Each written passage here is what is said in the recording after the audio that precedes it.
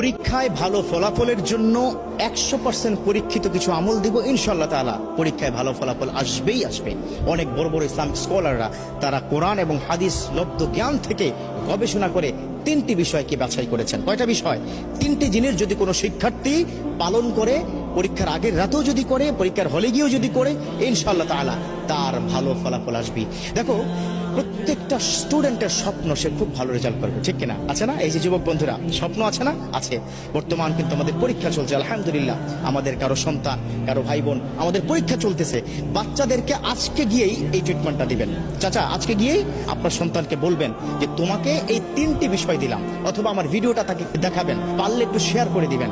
কারণ এই ভিডিও শেয়ারের মাধ্যমে যদি কোনো শিক্ষার্থী বন্ধু তারা যদি এই আমলটা করতে পারে, তাদের পরীক্ষা যখন ভালো ফলাফল হবে, ওই একটা ছোট্ট শেয়ারের কারণে আপনার আমল নামায় কিন্তু আল্লাহ পাক সওয়াব লিখতেই থাকবে। সুবহানাল্লাহ।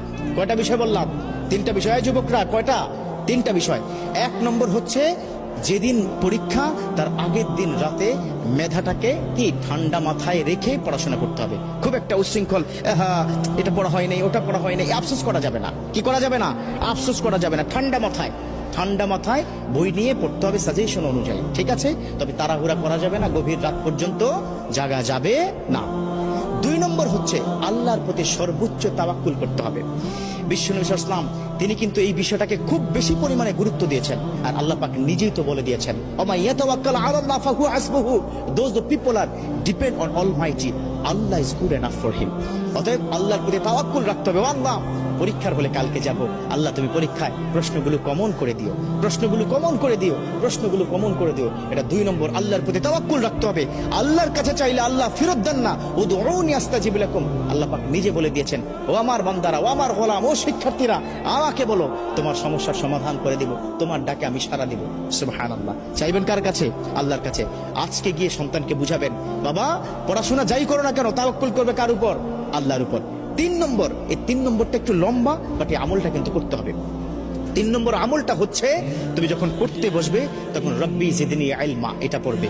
রব্বি ইয়াসসির ওয়ালা তুআসসির ওয়া তাম্মিম আলাইনা বিল খায়র, কোরআনের কিন্তু আয়াত। এটা 2 সূরা থেকে 2টো আয়াত সংমিশ্রণ করে অনেক আল্লাহর ওলিরা তাদের যারা অনুসারী তাদেরকে বলেছেন যে এই 2টো আয়াত যদি কোনো সন্তান পড়তে থাকে, তিনি যা পড়বেন দ্রুত মুখস্থ হবে এবং সেটা মাথায় থাকবে। কথা ক্লিয়ার? রব্বি জিদনি ইলমা ওয়া রব্বি ইয়াসসির ওয়ালা তুআসসির ওয়া তাম্মিম আলাইনা বিল খায়র, এটা পড়তে হবে পড়ার আগেই। এবং সকালবেলা ঘুম থেকে উঠে মেন্টালি ফ্রি থেকে একদম ফ্রেশ হয়ে উজু করে তারপরে যা কিছু প্রয়োজন পরীক্ষার হলে যাওয়ার জন্য সেগুলো হাতে নিয়ে বিসমিল্লাহি তাওয়াক্কালতু আলাল্লাহ বলে কিন্তু ঘর থেকে বের হতে হবে। একটা টিপস দিব, সেটা হচ্ছে পিতামাতার কাছে একটু দোয়া চাইতে হবে। আল্লাহু আকবার। একটা কথা কি মাথায় রাখবে, এই পিতামাতা যদি তোমাকে দোয়া করে দেয়, পৃথিবীর কোথাও তুমি ঠেকবে না। পরীক্ষার হল তো স্বাভাবিক একটা বিষয়। এবার পরীক্ষার হলে প্রবেশ করার পরে বিসমিল্লাহ করে পরীক্ষার হলে প্রবেশ করবে। আমরা বর্তমান সময় আমরা কি দেখি, আমাদের সময় ছিল যে পরীক্ষার হলে গেলেই বন্ধু বান্ধব হই হুল্লুর, চিৎকার চেঁচামেচি, তুই কি এটা কি পড়েছিস কিনা, এই কি ব্যাপার, কি দোস্ত তোর কি খবর, এই ধরনের কথা বলা যাবে না। একদম চুপচাপ ঠান্ডা মাথায় নিজের সিটে গিয়ে বসে আল্লাহকে ডাকতে হবে। একটা কোরআনের আয়াত শিক্ষা দিই, খুব মনোযোগ। হাসবুনাল্লাহু ওয়া নি'মাল ওয়াকিল নি'মাল মাওলা ওয়া নি'মান নাসির, এই কোরআনের আয়াতটা পড়তে হবে। হাসবুনাল্লাহু নি'মাল ওয়াকিল নি'মাল মাওলা ওয়া নি'মান নাসির। এবার প্রশ্ন হাতে কি পেয়ে গেছো? প্রশ্নটা হাতে পেয়ে সাথে সাথে না উল্টিয়ে 2টো কাজ করবে। একটা হচ্ছে উপর করে প্রশ্নটা রেখে সুবহানাল্লাহি ওয়া বিহামদিহি সুবহানাল্লাহিল আযীম, এই তাসবিহ পড়ার পর ওই যে আমি শিক্ষা দিলাম না, সেটা কি রব্বি জিদনি ইলমা রব্বি ইয়াসসির ওয়ালা তুআসসির ওয়া তাম্মিম আলাইনা বিল খায়র, এই কোরআনের 2টো আয়াত পড়ে বিসমিল্লাহ করে যখন প্রশ্নটা দেখবে, যদি কোনো কারণে কমন নাও পড়ে, no tension, don't worry, don't be frustrated, হতাশ হওয়া যাবে না।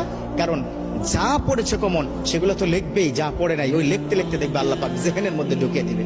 সুবহানাল্লাহ। মোটা দাগে 3টি কাজ। কয়টি কাজ দিলাম? 3টি কাজ দিলাম।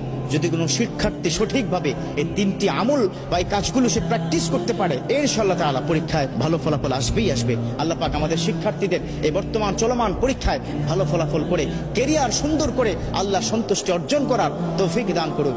আমিন।